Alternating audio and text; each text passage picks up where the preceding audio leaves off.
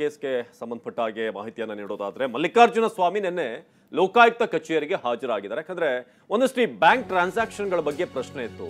So ಇದಕ್ಕೆ ಸಂಬಂಧಪಟ್ಟ ಹಾಗೆ ಮುಡಾ ಹಗರಣದ ತನಿಖೆ ಈಗ ಚುರುಕುಗೊಂಡಿದೆ. ಲೋಕಾಯುಕ್ತ ರಾತ್ರೋರಾತ್ರಿ ಲೋಕಾಯುಕ್ತ ಕಚೇರಿಗೆ ಸಿಎಂ ಬಾಮೈದ ಮಲ್ಲಿಕಾರ್ಜುನ ಸ್ವಾಮಿ ಆಗಮಿಸಿದ್ರು. ಸುಮಾರು 7-7:30 ಅಷ್ಟೊತ್ತಿಗೆ ಲೋಕಾಯುಕ್ತ ಕಚೇರಿಗೆ ಭೇಟಿ ನೀಡಿ ಲೋಕಾಯುಕ್ತದವರು ನೋಟಿಸ್ ಕೊಟ್ಟು ಬರೋಕೆ ಹೇಳಿದ್ರು. ಅವರಿಗೆ ಮುಡಾ ಪ್ರಕರಣದಲ್ಲಿ A3 ಆಗಿರುವಂತಹ ಮಲ್ಲಿಕಾರ್ಜುನ ಸ್ವಾಮಿ ಮತ್ತೆ ನಿನ್ನೆ ಲೋಕಾಯುಕ್ತ ಕಚೇರಿಗೆ ಬಂದಿರುವಂಥದ್ದು. ನಟೇಶ್ ವಿಚಾರಣೆ ಮುಗಿಸಿ ಹೋದ ಒಂದೇ ಗಂಟೆಯಲ್ಲಿ ಸೊ ಈ ಇಡೀ ವಿಚಾರಣೆ ಕೂಡ ಅವರು ಹಾಜರಾಗಿದ್ರು. ಅದಾದ್ಮೇಲೆ ಈಗ ಲೋಕಾಯುಕ್ತ ಕಚೇರಿಗೂ ಕೂಡ ನಿನ್ನೆ ರಾತ್ರಿ 7:30 ಹೊತ್ತಿಗೆ ಬಂದಿದ್ದಾರೆ.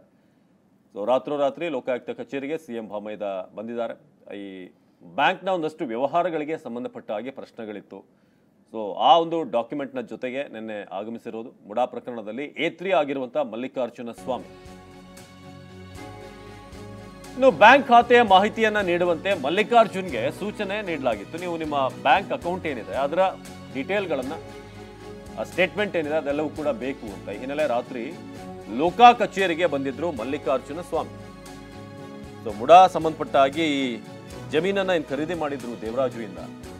ಇದಕ್ಕೆ ಸಂಬಂಧಪಟ್ಟ ಹಾಗೆ ಎಷ್ಟು ಏನಾಗಿದೆ ವ್ಯವಹಾರ ಇದೆಲ್ಲದರ ಬಗ್ಗೆ ಕೂಡ ಒಂದು ಮಾಹಿತಿ, ಒಂದು ಕ್ಲಾರಿಟಿ ಬೇಕಾಗುತ್ತೆ ಲೋಕಾಯುಕ್ತದವರಿಗೆ.